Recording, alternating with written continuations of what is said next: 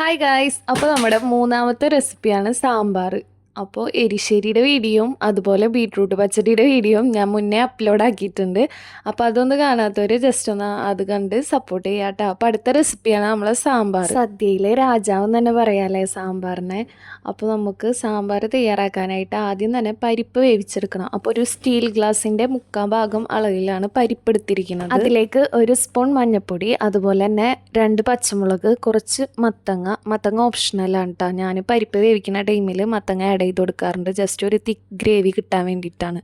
എന്നിട്ട് അതെല്ലാം നല്ലപോലെ വേവിച്ചെടുക്കുക കേട്ടോ. പിന്നെ ഞാൻ മസൂർ ദാലാട്ട എടുത്തിരിക്കുന്നത്, അപ്പോൾ അതുകൊണ്ട് തന്നെ 2 വിസിലായപ്പോഴേക്കും പരിപ്പ് നല്ലപോലെ വെന്തിട്ടുണ്ടായിരുന്നു കേട്ടോ. അപ്പോൾ വെന്ത് വന്ന പരിപ്പിലേക്ക് നമുക്ക് ഇനി വെജിറ്റബിൾസ് ആഡ് ചെയ്ത് കൊടുക്കാം. അപ്പോൾ ക്യാരറ്റ്, അതുപോലെ തന്നെ മത്തങ്ങ, പിന്നെ കോവക്ക, അതുപോലെ ഉരുളക്കിഴങ്ങ്, പിന്നെ പയറിൽ ഏതെങ്കിലും, ഇപ്പോൾ ബീൻസ് ഉണ്ട്, അതുപോലെ വൻപയറുണ്ട്, അങ്ങനെ ഉണ്ടെങ്കിൽ ഏതെങ്കിലും ഒരു പയർ. അപ്പോൾ അടുത്തതായിട്ട് നമുക്ക് പൊടികളൊക്കെ ഒന്ന് ആഡ് ചെയ്ത് കൊടുക്കാം. അപ്പോൾ ആദ്യം തന്നെ മുളക് പൊടി, അത് ഒരു 1.5 ടേബിൾ സ്പൂൺ കേട്ടോ. പിന്നെ മഞ്ഞൾപ്പൊടി ഓൾറെഡി പരിപ്പ് വേവിക്കുമ്പോൾ ഇട്ടുണ്ടായിരുന്നു, അപ്പോൾ ഒരു 1/2 സ്പൂൺ മതിയാവും. പിന്നെ മല്ലിപ്പൊടി 1 ടേബിൾ സ്പൂൺ. പിന്നെ ഒരു ചെറുനാരങ്ങയുടെ വലുപ്പത്തോളം പുളി വെള്ളത്തിലിട്ട് വെച്ചിട്ടുണ്ടായിരുന്നു, അപ്പോൾ പുളിവെള്ളം കൂടിയും ആഡ് ചെയ്ത് കൊടുക്കുക. പിന്നെ സാമ്പാറിലെ മെയിൻ ഐറ്റാണ് കായപ്പൊടി കേട്ടോ. അപ്പോൾ കായപ്പൊടിയല്ല, നമ്മൾ പെരുങ്കായ ഉണ്ടല്ലോ, അതാണ് കൂടുതൽ ഇത്രയും കൂടി ടേസ്റ്റ് കിട്ടുക. എൻ്റെ കയ്യിൽ അതില്ലാത്തതുകൊണ്ട് ഞാൻ കായപ്പൊടിയാണ് ആഡ് ചെയ്യുന്നത്. 2 ടേബിൾ സ്പൂൺ സാമ്പാർ പൗഡർ, പിന്നെ ഒരു സവാളക്ക് പകരം നമുക്ക് ചെറിയുള്ളി ആഡ് ചെയ്യുക. അതൊരു 8 വലിപ്പം അനുസരിച്ചിട്ട്.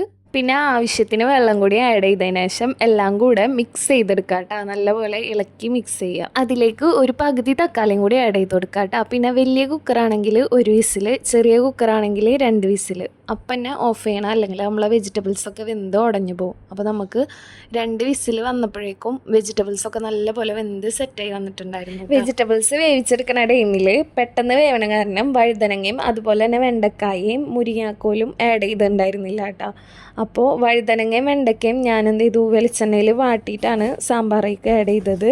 അതുപോലെ മുരിങ്ങാക്കോല് സെപ്പറേറ്റ് വേവിച്ചെടുത്തിട്ട് അതും ആഡ് ചെയ്തിട്ടുണ്ടായിരുന്നു. അപ്പോൾ അടുത്തതായിട്ട് നമുക്ക് സാമ്പാർ ഒന്ന് കാച്ചിയെടുക്കാം. അപ്പോൾ അതിനായിട്ട് വെളിച്ചെണ്ണ ഒന്ന് ചൂടായി വന്നതിന് ശേഷം കടുക്, അതുപോലെ തന്നെ ഉണക്കമുളക്, കറിവേപ്പില എന്നിവ പൊട്ടിച്ചെടുക്കുക.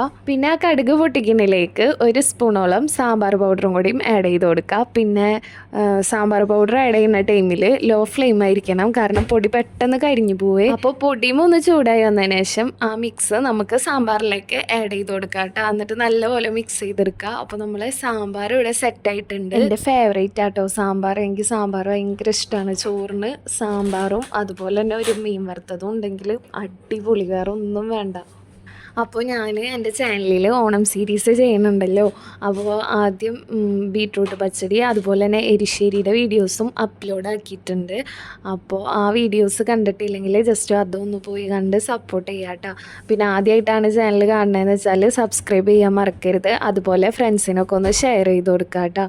പിന്നെ സാമ്പാർ ഒന്ന് ഇരുന്ന് കഴിഞ്ഞാലല്ലേ കുറച്ചും കൂടി ഒരു ടേസ്റ്റ് വരാം. ഇപ്പോൾ നമ്മൾ രാവിലെ ഉണ്ടാക്കി നേരത്തൊക്കെ ഉണ്ടാക്കുകയാണെങ്കിൽ ഉച്ചക്കൽക്ക് നല്ല അടിപൊളിയായിട്ട് സെറ്റായിട്ടുണ്ടാവും. അതുപോലെ പിന്നെ രാത്രി കൂട്ടുമ്പോൾ ഒന്നും കൂടിയും ടേസ്റ്റ് കൂടിയിട്ടുണ്ടാവും. അപ്പോൾ എല്ലാവരും ഒന്ന് ട്രൈ ചെയ്ത് നോക്കുക. അതുപോലെ തന്നെ ഫീഡ്ബാക്ക് ഒന്നും കമൻറ്റ് ചെയ്യാൻ മറക്കരുത് കേട്ടോ. അപ്പോൾ ഇത്രയുള്ളൂ. Thanks for watching.